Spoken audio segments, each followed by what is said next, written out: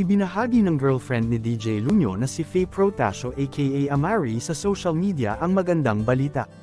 Ibinunyag niya na masayang engaged na sila ng singer, dancer, professional disc jockey at internet personality.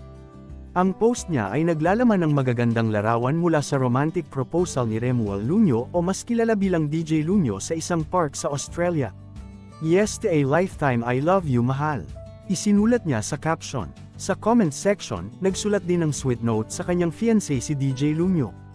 Noong August 2021 nang ipinakilala ni DJ Lunyo ang choreographer girlfriend, inilabas ng internet personality ang ilang larawan kasama si Faye Protasio na pahiwatig na masaya ang puso nito. Idinaan pa ni DJ Lunyo sa salitang Bisaya na, gugma, ang pagpapakilala sa publiko sa kanyang girlfriend na si Faye Protasio. Bago si Faye Protasio, nauna nang iniugnay si DJ Lunyo sa aktres na si Ivana Alawi.